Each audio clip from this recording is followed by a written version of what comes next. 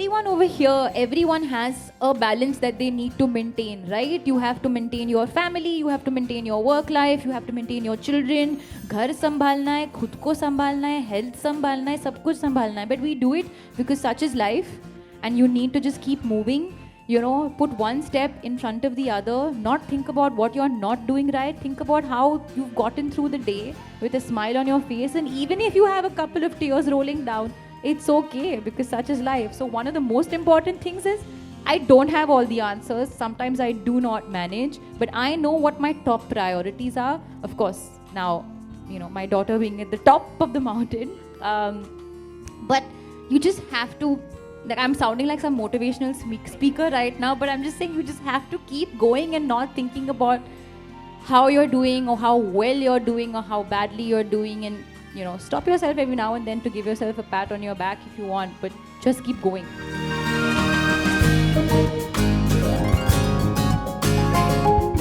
Where did the interest in entrepreneurship come from? So actually, I'll start off by saying hello to my lovely, lovely members of the media from Delhi. Delhi वालों, क्या हाल है आज? हाँ, बहुत serious बातें हो रही है आज अभी इधर, बहुत important बात हो रही है. और actually I want to start off by saying I'm sure, I think 60% of the people in the room are confused as to why I am here as an entrepreneur. सोच रहे होंगे कि आलिया तो ब्रांड एंडोर्स करती है, entrepreneur कहाँ से आया है? मैक्सिमम इन्वेस्ट किया होगा. क्वेश्चन मार्क तो है ना? देखा? I'm so connected to them, so I know exactly how they're thinking. But to be very honest, even I sometimes think to myself, oh, okay, you're actually an entrepreneur. So let's go back as to where this started and where this came from. Yes. In 2015 or 2016, I remember कि मेरे दिमाग में ना एक कीड़ा बैठ गया कि मुझे कुछ create करना है. Okay, it's as simple. It was the rise of all these apps, and I'm speaking in the most simple language because I'm an audience, I'm a consumer. So there was lots of apps coming out. So every time I was coming up with an idea, I also want to create an app. Little did I know that you need a lot of money, a clear idea, and somebody to back that idea. So then I remember, okay, fine. I would call up my team and say, oh no, I have this idea. Why don't we create something like this? Why don't we do this? Something. And they would just humor me and hear me out. And I don't think I'm ever going to stop ideating about, you know, what I would like to create. But basically what I was looking for at that time, I remember, and it comes from a very vulnerable place as a person, I never wanted to put all my eggs in one basket, which is मैं एक actor हूँ and I work very hard on a daily basis, पर कल का क्या पता? You know, who knows where I'm going to be tomorrow? So I wanted to secure myself as a person and as a professional. But obviously, when I sat down to actually ideating about what I want to create, usually you would consider an actor to do like a fashion brand, some clothes, a limited edition collection of something, which is fine in its place and it's great. But when I actually got down to thinking about, do you need another fashion label? There's so much quantity, there's so many options available. So why would anybody come for a product just because my name is associated to it?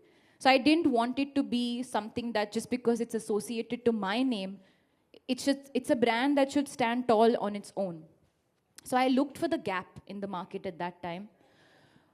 Us time pe, there were not as many homegrown, sustainable children's clothing brands at that time. And that's where I said, okay, this is the story. And parallelly, us time pe, I was also thinking of putting out a story of a little girl and her dog, Ed. And this little girl and her dog go on these adventures. They talk to trees and animals and everything, and they're on this adventure to save the planet. So from that story came the story of Edamama, which is my own children's wear clothing brand.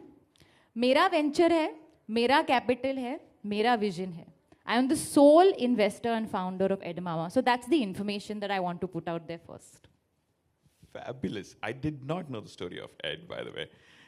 So would it be fair to say, Alia, that, you know, we were talking about it earlier, that you start with an idea and then you keep peeling the layers, and you realize that you want to make some changes, and what you ultimately end up launching or bringing to life can sometimes be a little different. At least it was in my case. We started it's funny you mentioned there are enough clothing brands, because we're trying to sell T-shirts way back then. One more clothing brand. But what we started with on paper and what we ultimately launched were actually, I want to say, radically different, but they were fairly different.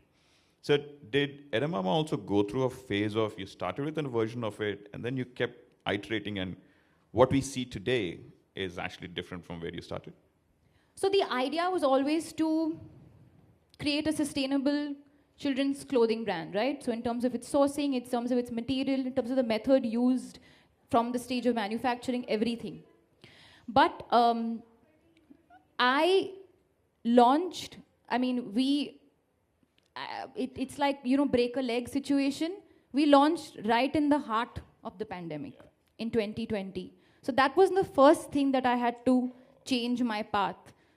Ajay sir was talking about how you need to move with the time, being able to hybrid the moment and learn from what's coming at you as opposed to what you need to give back. I launched a spring-summer collection in autumn-winter because I was sitting on inventory for 6 months, but there was no option but to go ahead with it because that would be a major loss.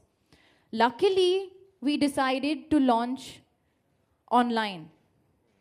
Talking about technology, if it was not for that, I didn't know at that time when we were going to go to a store. We didn't know how long it was going to be that I would be able to give people a live experience of touching and feeling the clothes. So that was the first challenge that was thrown at me. Of course, initially Edamama started off just children, but then there was a time, I remember back in 2022, I was expecting a child, and I looked at my wardrobe and there were no clothes for me that I wanted to wear, and I was very nervous about how my style was going to evolve over the next couple of months. So then I started making little changes to my wardrobe, and then comes the maternity collection of Edamama. I didn't expect that as well. That was not something that I planned. And then subsequently came infants and all of that. So now we have 0 to 14, and my plan now to go forward with Edamama is to include personal care, sustainable diapers, sustainable toys, and of course the storytelling being the center of it. That's also going to start soon, because I know that today as a mom, one of my most precious things is when I read a book to my daughter, or I sing a song to her. So eventually my dream maybe in the beginning was not to create an Edamama universe, but that's my plan, is to create an Edamama universe where you feel very connected to nature, very connected to your planet, and you just celebrate the child within you. It actually does feel like you laid out what the 10-year vision for Edamama is right now. Oh, did I do that? That's another did. thing I should mention. I know nothing about business. I disagree. Have any of you folks, I found it particularly refreshing to hear Alia talk about, I was sitting on inventory. I need to do something about it. Inventory being one challenge. But I'm sure there would have been, your fair set of challenges. Obviously, having to launch it in the pandemic being one, and so on and so forth. Absolutely. And actually, one of the things that I didn't mention is because we are a truly homegrown Indian brand, vocal for local, all our material is sourced and manufactured within India. That actually helped us in the middle of the pandemic, that we were not scrambling and running from pillar to post to make and keep the collection going. So for 2 years, we were able to keep our head above water because of that. How would you, when you look back now on your journey over the last couple of years on Edamama, how would you turn the challenges that you would have, I'm sure you have surmounted, into what would you offer as advice from those learning experiences for entrepreneurs? Number one, I don't have all the answers. That's the most important thing. I am very grateful that I was in a position, number one, that I could self-invest, that I could also appoint a team of ninjas, I call them, a cute, small, sweet team, because we're a bootstrap company, but the team really led me through all these challenging times and all the question marks. I know story, I know marketing, I know I like this visual, I don't like that visual. I know, okay, I initially did not want to do denims because I said, it's not really favorable to the planet and environment. So we had to then look at the way the one collection did. We were getting feedback, can you do denims, can you do jeans? So we had to look for another alternative. So we did green denims where, when you wash them, they do not leave an excess residue, etc., etc. So this is all feedback, listening to the consumer and listening to the team. So one of my utmost, my first and foremost advice to any entrepreneur or anyone on the verge of creation or the top of creation is listen to everyone. सुनो सबकी करो अपनी, पर सुनो. अगर सुनोगे नहीं तो समझ में नहीं आएगा कि हो क्या रहा है. To be a good leader, you have to actually rely a lot on your team, because leading, in my opinion, happens with the team being your backbone. Absolutely, absolutely. Earlier you mentioned, and you mentioned it a couple of times, you talked about sustainability. And it's something that on Amazon, we feel very strongly about sustainability. It's actually one of our leadership principles, in fact. And all the brands, Edamama and the brands that you've invested in, like Fool, there is an element of sustainability that seeps across all of them. What is it about sustainability that you feel so strongly about? And is that one of the X factors, if I may, that you look for when you think of ideas worth pursuing or investing? It comes from very simple upbringing and understanding of dharti maa hoti hai. And we have to be very, very sensitive towards the planet that we're living in. And of course, there will be a couple of things here and there that you don't, maybe you miss a step here or you miss a step there. But if you're consciously just thinking about it, is it good for the planet? Is it good for the planet? You'll automatically make small decisions, and you can't be all rounding all the time. Otherwise, of course, you can sit and you can point 100 things as to what's wrong with what you're doing. But even if you're doing just 5 things right, and I'm talking about even as a person, an individual in your day-to-day life, it goes a very long way. So the sustainability aspect came from the fact that also I wanted to nurture in children a love for nature, build a generation of young planeteers. So even with the words that we have on our t-shirts and all, it's not like stay cool, stay calm. It's, be kind, get dirty, like in the mud. It's all about being very close to earth. And of course, you have to put practical practices in place as well. I feel sustainable as a word, the word sustainability, we overuse it sometimes. So you have to really, in terms of certification, we tick all the boxes in terms of being a completely certified sustainable brand, from our, like I said, from our buttons not being plastic, from our fabrics, we use excess fabric and we create, all the trims, we create potlies out of it. Every garment comes with a seed, so you can plant that seed and have a plant along with some clothes. So it's the small, little things that you kind of seep into the brand ideology, but that comes from me as a person. Since you mentioned Pool, of course, I love the story of Pool, but not only because of the fact that they are clearing waste and reducing waste, but also they're doing that whilst giving various jobs to women locally. So I love how each story ties into the other.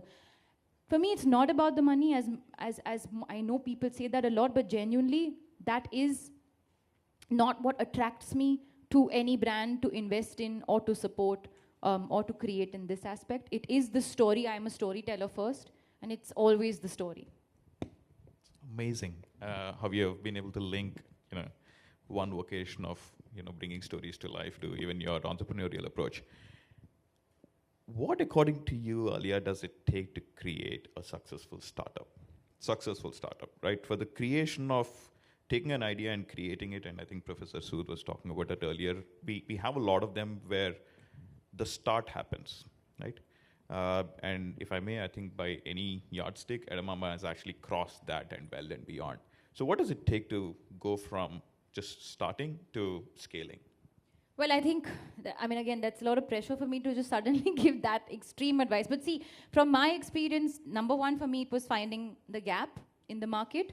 If there's a gap in your life, there will be a gap in the other people's lives as well. Sitting here, just under a board of technology and innovation, I really can't be sitting on a high horse because technologically and innovation-wise, I've really not done that. So I'm sure they know what they're doing. But one of the things that I think is fabulous about a show like Mission Startup and, with Ajay sir's contribution and support, what you're saying about having mentors lead the way, really being able to, of course, number one, believe in your dream. Do not be afraid of failing. But that's very easy to say when, you're not putting in your own money. So when there is money on the table, you're very afraid of failing. But sometimes it takes time. So you have to see it through. But that's where that mentor is so important. That's where that support system really comes into play, because very often I'm continuously second-guessing myself because I tell myself, I know nothing about business. I know nothing about numbers. You're throwing these terminologies at me and they make no sense to me. And I'm telling them, explain it to me in an elevator pitch. In 4 lines, if it makes sense to you, then it'll make sense to me. Like if you ask me what your next film, Rocky or Rani Ki Prem Kahani, is about, and I can't tell you, and it takes me about 65 minutes to explain it to you, you'll be like, I'd rather go watch the film. But if I tell you, no, it's a film about 2 families and 2 cultures, and not just loving each other, but also loving each other's families. Simple, cool. I know if I want to buy a ticket to that movie or not. Same thing comes to a brand like Edamama or any other brand or any other innovation. If I can tell you in 1 second what it does and what it will do, or in a couple of sentences, you're sold eventually. We don't have time. We need to know it immediately. So you have to have that confidence in that, and someone giving you that confidence, saying that you've got something, just keep going, and it'll come, and helping you from all those little speed bumps, and sometimes massive ones. I forgot the question. I've just gone digress. That's totally fine. I think the audience is adequately enthralled. At least I can. I want to ask a question. So, do you count a large group of mentors who have helped you along this journey of scaling Edamama? How did you find them? Mentors, advisors, like where should budding entrepreneurs be looking for? Obviously, Mission Startup is obviously a great platform, but how did you find them? Like-minded people who have started business, like done something in that space before, maybe not succeeded at it for XYZ reason. Like again, speaking about someone, my business head, Ifat, not talking too much about her journey, but we found her because she had a little brand that she had done on her own, selling exclusively on a platform. And we really liked the fact that she went out there and did it on her own and felt that she would have a lot to add to a brand like Edamama, and she's somebody that I deeply rely on her. I trust her blindly, and sometimes I say, if you feel like it's what we should do, I don't think about it, but if you feel like what we should do, we will do it. So just looking, actually not where people have succeeded, sometimes looking where people have failed, but there was something there, and sometimes I always feel, and somebody said this recently to me, it actually was said by a cricketer, if I'm not mistaken. You should walk into a room and actually look for the person who's 7 on 10 and not 10 on 10. Because the 7 on 10 has that extra 3 that they really need to give. Interesting. Very interesting. That's very interesting. Yeah, sorry, I was suddenly reminded of what my grades in school were, and they weren't as good as 7 on 10. That's for sure. Talking about Mission Startup, with your experience of having been an entrepreneur and having been an investor too, and obviously having been a phenomenal, entertaining actor, what do you expect Mission Startup to be about? Because it needs to bring in a combination of being entertaining for viewers, inspirational, and also ultimately provide a behind-the-scenes look into the world of startups. You're talking about going and supporting innovation at the grassroots level. I'm expected to be wowed, surprised, edge of my seat, really being so proud of where our country is at today. And I'm expecting to see a lot of honesty and a lot of vulnerability. And I would like to see that because it's not easy. And at the end of the day, this is a competition. Mission Startup is a competition. I'm guessing one person eventually at the end of the season or end of whatever. But I know that there are 10 teams, right? What I know is one will win, but the other 9 are not going to go unnoticed. Absolutely. Absolutely. So there is so much exposure and such a beautiful platform for these people. And like everyone rightfully said, inspiring, incentivizing. You will have people sitting at home watching the show and maybe resonating, saying, yes, this is me. This is what I thought. This is what I felt. Oh, that's the mistake that I made. And even if they don't land up coming on Mission Startup, they will go into their own mission and maybe do something, start something there. Wow, that's interesting. That's really interesting. Last question. So you are a producer, an actor, I'm sure a very busy personal life, a mom, an entrepreneur, an investor, and I'm sure I missed out a bunch of them. How do you manage it all? What's your secret to work-life balance? I think everyone over here, everyone has a balance that they need to maintain, right? You have to maintain your family, you have to maintain your work life, you have to maintain your children, घर संभालना है, खुद को संभालना है, health संभालना है, सब कुछ संभालना है. But we do it because such is life, and you need to just keep moving. You know, put one step in front of the other, not think about what you're not doing right, think about how you've gotten through the day with a smile on your face, and even if you have a couple of tears rolling down, it's okay, because such is life. So one of the most important things is, I don't have all the answers, sometimes I do not manage, but I know what my top priorities are. Of course, now, you know, my daughter being at the top of the mountain, but you just have to, like, I'm sounding like some motivational speaker right now, but I'm just saying you just have to keep going and not thinking about how you're doing or how well you're doing or how badly you're doing, and, you know, stop yourself every now and then to give yourself a pat on your back if you want, but just keep going. Such is life. Just keep going, such is life. I think that's a t-shirt slogan, I don't know.